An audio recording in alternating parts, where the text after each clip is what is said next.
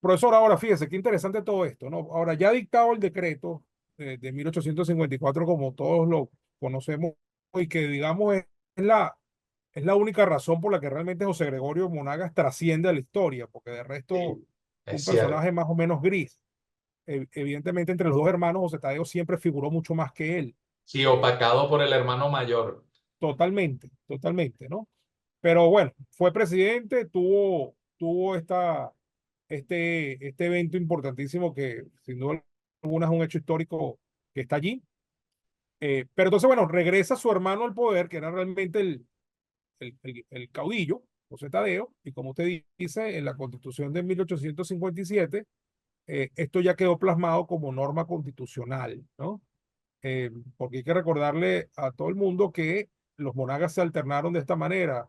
José Tadeo 1847-1851, José Gregorio 1851-55 y luego vuelve José Tadeo y justamente al final del gobierno de José Tadeo es que se desarrollan todos los eventos que van a desembocar en la guerra federal, ¿no? Ahora, profesor, ¿cuál es el impacto real que tanto el decreto como la norma constitucional van a tener sobre, digámoslo así, sobre la economía, sobre las relaciones laborales de los ex esclavos ahora convertidos en peones, la mayoría de ellos, etcétera? Porque obviamente la norma jurídica es una cosa, estaba allí, seguramente se cumplió, fueron abolidos, la esclavitud fue abolida formalmente, los esclavos liberados formalmente, pero ¿para dónde iban a ir? O sea, ¿qué iban a hacer? Que no fuese lo que ya sabían hacer. Claro. Mandados por sus antiguos amos, ahora jefes o patronos, pero seguir haciendo básicamente lo mismo y probablemente bajo condiciones de trato y otras cosas que eran bastante parecidas a las de la esclavitud, pero no sé, vamos a un poco abordar eso, ¿no? ¿Le Sí, parece? bueno, en principio hay que aclararle a quienes nos escuchan que la respuesta puede resultar un poco insatisfactoria porque no se han hecho suficientes estudios al respecto de qué ocurrió con aquellos que para 1854 todavía permanecían en la esclavitud dentro de la sociedad venezolana o dentro de la economía venezolana. Al menos no conozco algún trabajo al respecto que trate esos últimos esclavos. Es decir, ¿qué pasó con esos últimos esclavos que obtuvieron su libertad definitivamente en 1854?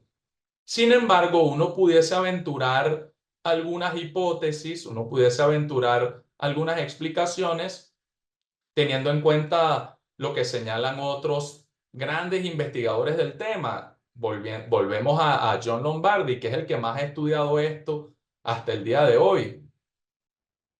Si John Lombardi tiene razón, si el fenómeno de la esclavitud era tan ínfimo, si había solamente un 1% de la población esclava para el momento en que se decretó la abolición de la esclavitud, lo más probable es que esta población haya sido absorbida por el sistema que ya existía para ese momento, que era el sistema del peonaje. Es lo más probable que se hayan convertido en trabajadores asalariados. Y con todo esto, con el hecho de convertirse en trabajadores asalariados, seguramente habrán formado parte de lo que otros historiadores dedicados a lo económico y lo social han descrito, a estos sistemas de haciendas en los cuales muchas veces se le pagaba al peón con monedas que solamente podían ser cambiadas dentro de la misma hacienda, con todos los intentos que había de restringirle la movilidad a los peones, pero acá hay un dato o hay un vacío importante que no nos permite comprender cómo se conecta la abolición de la esclavitud con la rebelión que se da posteriormente de las masas populares venezolanas en la Guerra Federal. ¿Cuántos esclavos participaron en esa guerra federal? ¿Cuántos, perdón, esclavos no, antiguos esclavos participaron en esa guerra federal? No se sabe con exactitud. Pero, una vez más, si tenemos presente el porcentaje que era de 1%, podemos saber entonces que en la guerra federal, los que se involucraron de una manera más evidente fueron los campesinos que ya disfrutaban de una condición libre. Los campesinos y artesanos que disfrutaban de una condición libre en Venezuela, de acuerdo con la Constitución y las leyes, aunque estuviesen sometidos a relaciones de trabajo algo duras. Es lo que podemos suponer, pero no se sabe.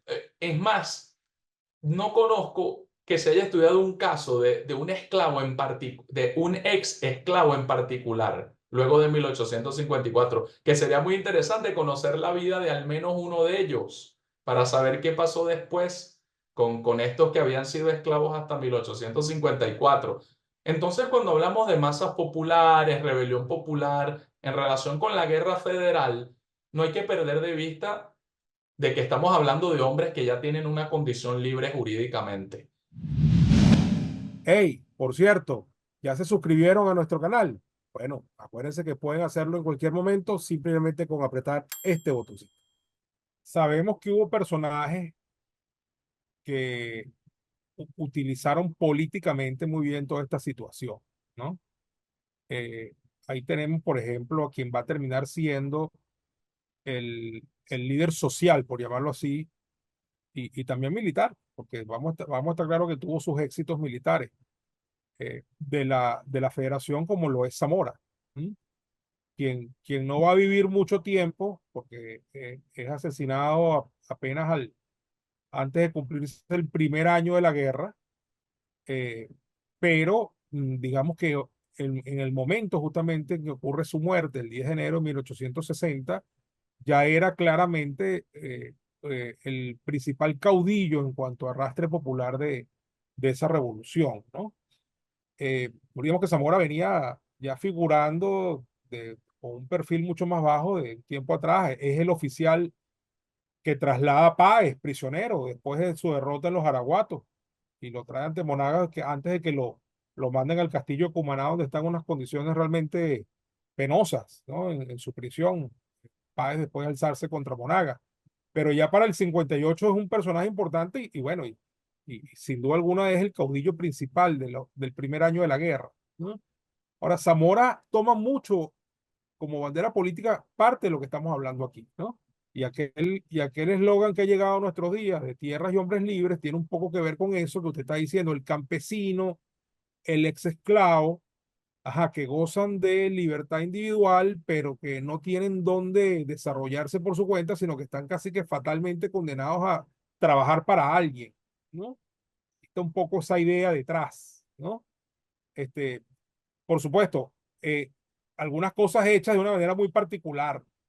Yo en estos días estaba en el Archivo General de la Nación buscando un documento de 1700 y pico que pude haber encontrado en el registro concreto de un municipio concreto del Estado portuguesa, y lo que me dijo el funcionario aquí del Archivo General de la Nación, bueno, no se extrañe si ese documento se quemó en uno de los registros que quemó Zamora. Como tantos, sí. Como tanto, ¿no? Y además con un cierto nivel de contradicción, porque hasta donde yo tengo entendido, profesor, yo no sé si usted ha podido encontrar alguna fuente fidedigna sobre esto, es que Zamora mismo tuvo esclavos. Entonces, Claro, por supuesto. ajá, En la Sierra de Coro, claro. bueno, entonces, Sí, digamos que ella vi, ahí está muy claramente reflejado lo que es siempre el doble discurso, la doble cara que a veces se impone en la política venezolana, ¿no? sí, Pero bueno, la base de Zamora, quemar los registros y quemar los documentos, era justamente para que los dueños de tierra no tuvieran evidencia de que eran realmente los dueños y el poder entonces repartir tierras a diestra y siniestra en nombre de la revolución. ¿Mm? sí. No, es muy interesante lo que plantea, porque ¿qué significa tierra y hombres libres específicamente? Porque ya sabemos que hombres libres no tiene que ver con el fenómeno de la esclavitud institucionalmente, porque ya en ese sentido eran libres. Entonces, precisar qué quiere decir con esa libertad no es tan sencillo. Puede tener una connotación política, es decir, es la libertad frente a la oligarquía conservadora que pretende seguir rigiendo los destinos del país.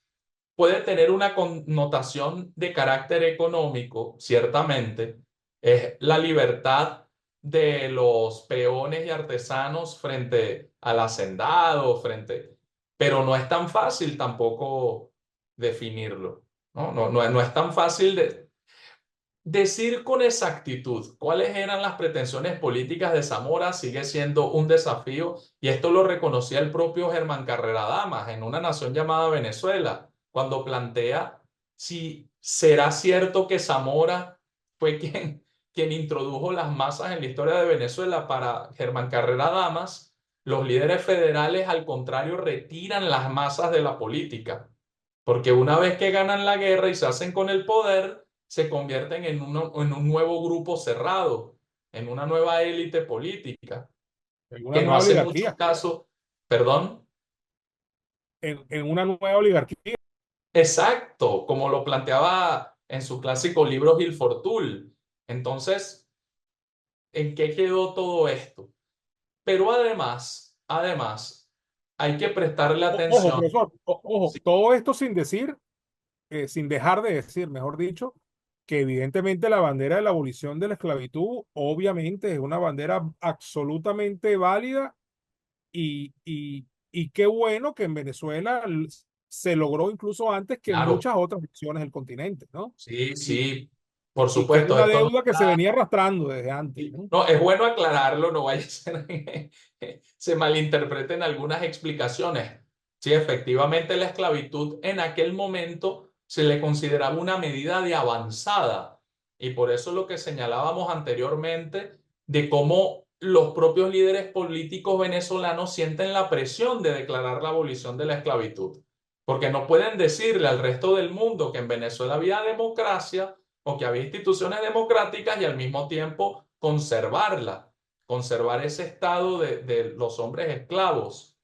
Pero quería decir con respecto al caso de Zamora, que también no es tan sencillo ubicarlo dentro de la gama de posiciones internas de su bando, porque como bien se sabe, Ezequiel Zamora es quien ordena el fusilamiento de Martín Espinosa, que pertenecía o era el líder de una de las facciones más radicales del federalismo en esto de la búsqueda de la igualdad, en la repartición de tierras.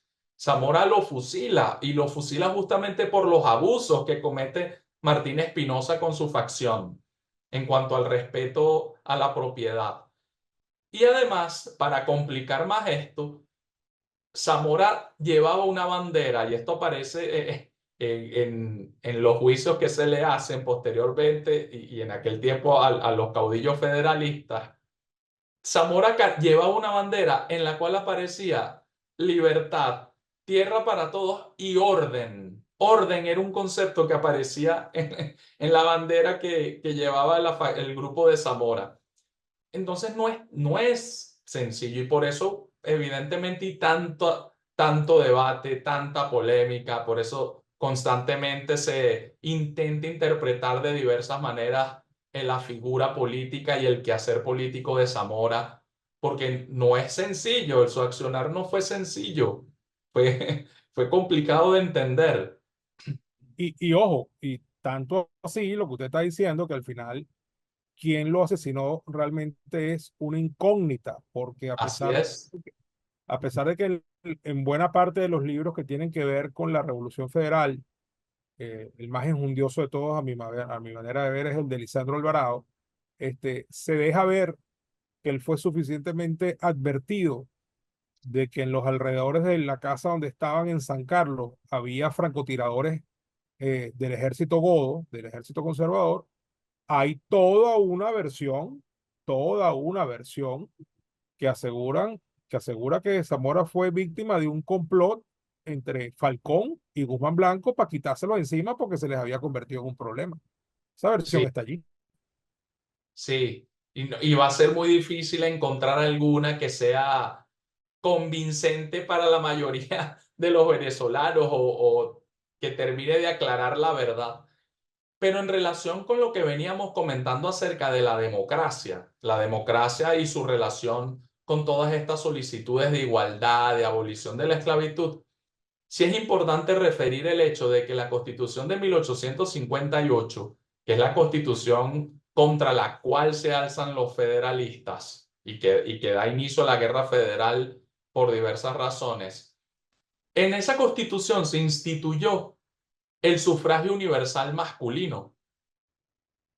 Y no podemos saber tampoco al día de hoy si dentro de esa concepción de sufragio universal masculino se permitió la participación de hombres que ayer habían sido esclavos.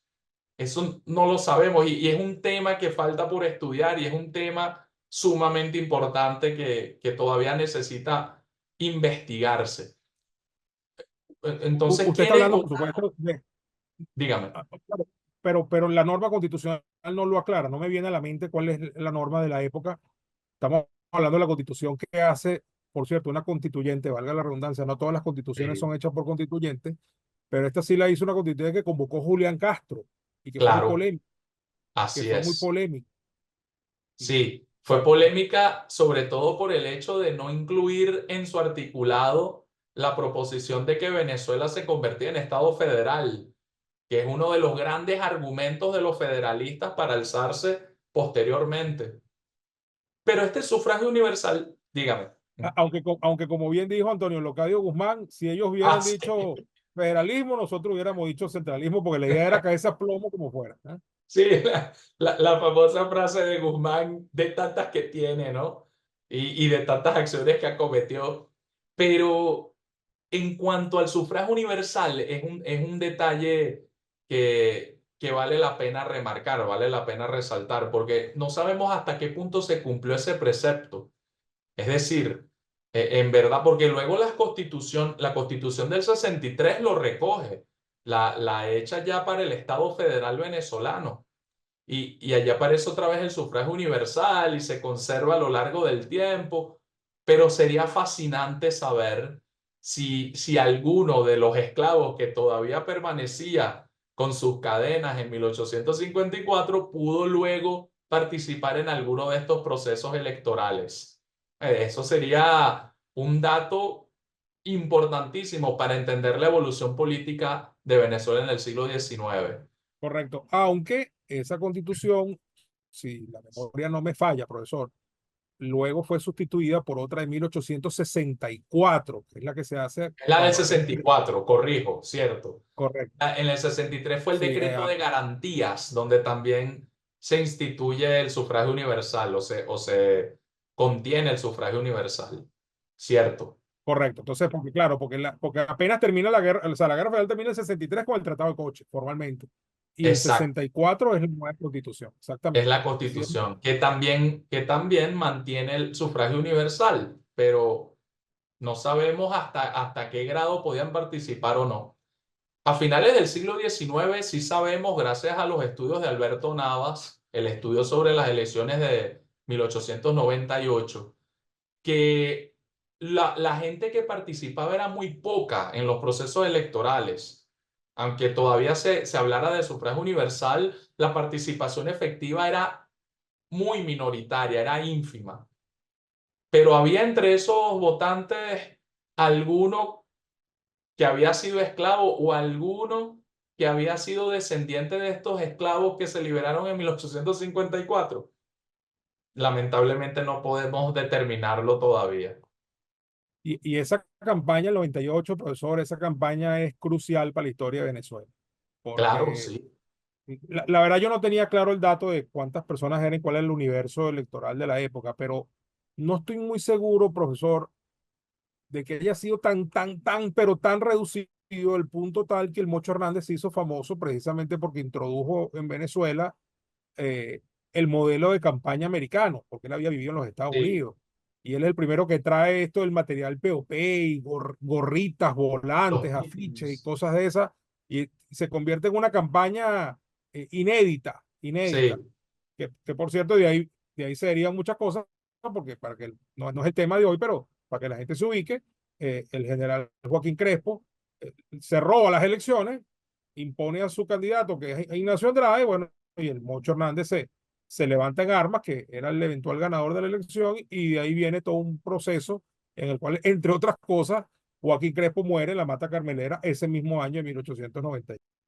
claro. Claro, y ya para ese momento la democracia es un concepto normal, común y corriente dentro del vocabulario político venezolano, aunque la realidad política venezolana no fuese realmente una expresión del concepto para muchos, ¿no? El gobierno real no era democrático para muchos.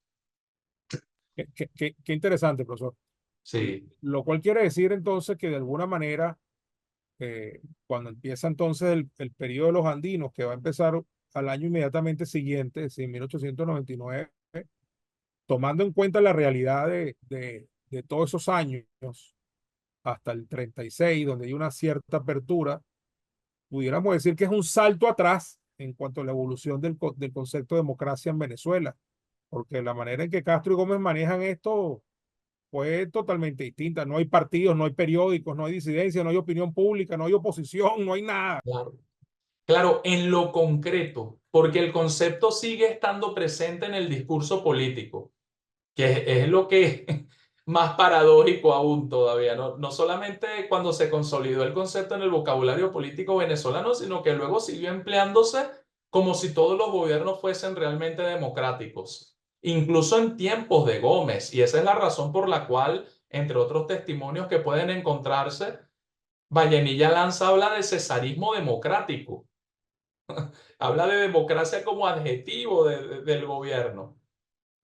Entonces, bueno, así, en Venezuela, claro, ¿qué pudiésemos decir? Que el hecho de que apareciera a mediados del siglo XIX el concepto de democracia como una bandera política que empieza a ser asumida por diversos grupos que aspiran a llegar al poder, nos indica que este fue un proyecto perseguido desde hacía mucho tiempo y a veces suele creerse que la idea de democracia o la búsqueda de la democracia comenzó con la generación del 28 y no es verdad. Ya desde mediados del siglo XIX, la democracia está implantada en la cabeza de los líderes políticos venezolanos. Claro, y esa debe ser la razón, supongo, es una interpretación personal, la razón por la cual cuando se inicia el siglo XX hay una enorme cantidad de decepción y de decepcionados por lo que había sucedido en la segunda mitad del siglo XIX. Porque si ya se tenía la democracia en la cabeza y en la boca y en la prensa y en los medios y se comparaba con la realidad que había tenido Venezuela entre el 54, por decir una fecha aproximada, y el 99, bueno, evidentemente lo que quedaba era llorar, ¿no? Lo que quedaba era lamentarse de las oportunidades perdidas. Qué interesante, ¿no? Pero claro, profe, tiene sentido lo que está en la mente de muchos, esto en función del comentario que hizo, de que quienes empiezan a manejar el concepto de democracia en la generación del 28 no es correcto desde el punto de vista histórico por lo que usted acaba de decir, pero sin duda alguna es la generación del 28 la que va a terminar teniendo éxito en lo que es la Sí, implementación de un verdadero proyecto democrático y la que realmente termina incorporando al pueblo venezolano como actor político real, al darle claro, todas las posibilidades de derechos políticos en cuanto a sus derechos electorales se refiere y su así es. participación en todas las instancias, ¿no? Y la aspiración del sufragio universal, ¿no? Verdaderamente concretada posteriormente. Y por supuesto, también cabe hacer la acotación de que no necesariamente se estaba hablando de los mismos conceptos de democracia, porque hay diversos conceptos de democracia. Entonces, habría que precisar, o se tendría que precisar que el proyecto que comienza con la generación del 28 es un proyecto que concibe la democracia de una manera distinta a como se la había pensado a mediados del siglo XIX, porque la democracia que está en la mente de la generación del 28 es una democracia que ya tiene un componente social y económico importante, mientras que en fechas precedentes había, o en periodos precedentes había sido un concepto eminentemente político que tenía que ver con el gobierno, con la igualdad y con la libertad políticas en principio. Pero luego aparecen los derechos económicos, los derechos sociales, que esta generación del 28 está muy influenciada por ejemplo, por el caso de la Revolución Mexicana, y la Revolución Mexicana o en la Revolución Mexicana se había promulgado una constitución que recogía por primera vez derechos económicos y sociales en Latinoamérica. Y pues, entonces es una democracia que tiene, por supuesto, unas cualidades distintas, ¿no? Unos componentes distintos a la democracia aquella de la cual hablaba José Silverio González cuando propuso la abolición de la esclavitud. Tal cual, profesor. De hecho, uno tiende a leer en los textos y a repetirlo uno mismo, por ejemplo, que un presidente no electo popularmente y que se negó, en definitiva, a que ese cambio se diera en Venezuela, el del voto popular, como Medina, uno tiende a decir que era un demócrata. ¿Sí? Y la razón por qué eso se dice es básicamente porque para su época Medina lucía como un tipo mucho más abierto, mucho más flexible, mucho más tolerante que todos sus antecesores inmediatos. Y eso no es mentira, eso es verdad. Eso es verdad. Es Medina quien termina permitiendo la legalización de los partidos, que haya un cierto juego con la oposición, que se le critique, que haya libertad de prensa. Eso no es mentira. Pero él no era un presidente popularmente electo y se negó a que esa reforma se hiciera bajo su gobierno e incluso al final se le tranca el serrucho cuando su sucesor designado no se compromete a lo que se había comprometido el anterior, que era Escalante, ¿no? Entonces, uno tiende a decir eso precisamente por lo que usted está diciendo, porque los conceptos de democracia van variando. Quien estuviera Claro. viéndolo a la política venezolana a mediados del siglo, a principios del siglo XX, diría, no, este tipo es un superdemócrata. Comparado con Gómez y Castro lo era. ¿Ah? Sí. Ahora, lo que los adecos estaban planteando era mucho más democrático que lo que él estaba diciendo y haciendo, obviamente. Claro, sí, lo que sucede es que también el concepto de democracia, al ser un concepto tan positivo, al adquirir una connotación ya plenamente positiva que no la tuvo siempre, es más, durante miles de años la democracia fue un gobierno malo, visto como un gobierno vicioso. Cuando adquiere una connotación totalmente positiva, se la disputan todos los grupos políticos.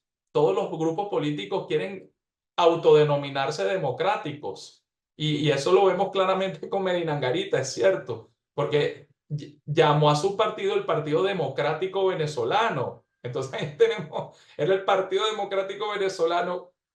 Vaya usted a saber cuál concepción de democracia, porque no he profundizado mucho al respecto en cuanto a los conceptos que ellos manejaban. Y por otro lado estaba Acción Democrática. Entonces tenemos ahí dos partidos que se hacen llamar democráticos, pero que propugnan proyectos muy diversos, muy distintos. Todos se quieren llamar democráticos ya a principios del siglo XX. ¿No? Evidentemente las banderas de Acción Democrática eran ya las banderas de una democracia más revolucionaria, por decirlo así. Sí, una Era cambios connotación más de drásticos. democracia, Así, cierto. así es, así es. Bueno, profesor, excelente, de verdad. Hemos estado muy complacidos con toda esta conversación. No sé si usted le quiere agregar algo al tema, pero creo que nos hemos paseado de una manera muy interesante sobre todo este tema de la evolución del concepto de democracia por un lado, la vinculación con el tema de la esclavitud por el otro, y de alguna manera el concepto más genérico de la libertad, porque en definitiva se Así trata es. un poco de eso, ¿no? Sí. No, bueno, yo creo que el paseo ha sido suficientemente esclarecedor y le agradezco por la oportunidad de hablar de estos temas, para hablar sobre estos temas. Creo que nada, lo que queda pendiente es continuar investigando, continuar revisando, porque como lo comentamos en este programa, todavía queda mucho por hacer, sobre todo para ese momento posterior a la abolición de la esclavitud. ¿Qué pasó con esa gente? ¿En qué hizo esa gente? En lo económico, lo social y lo político. Sería un tema muy interesante de investigar. Y dado lo que usted, el enorme dato cuantitativo que usted aporta a esta discusión, de que eso no representaba sino el 1% de la población, eh, realmente el impacto no pudo haber sido tan grande como uno se lo hubiera podido imaginar. Exactamente, sí. Hemos sobredimensionado el decreto de Monagas por el hecho de que efectivamente acabó con un fenómeno que era un fenómeno perjudicial, ¿no? Para la sociedad, Claro, claro, un fenómeno anecdático, histórico, negativo. negativo, Pero exacto. en cuanto a sus efectos concretos, si nos atenemos a los números ofrecidos por Lombardi, tiene toda la razón. El efecto tuvo que haber sido un efecto menor, ¿no?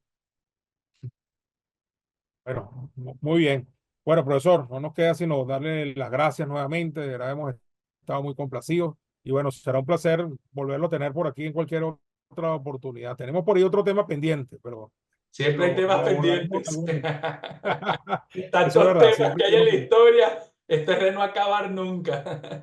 No, le agradezco de Así nuevo es, por la invitación. Muchas gracias por tenerme de nuevo en su programa y para mí ha sido un placer poder compartir con usted todos estos comentarios, todas estas observaciones y también con nuestra audiencia que nos va así a es, estar escuchando. Muchas así es. gracias. Así es. No, bueno, muchas gracias a usted, profesor.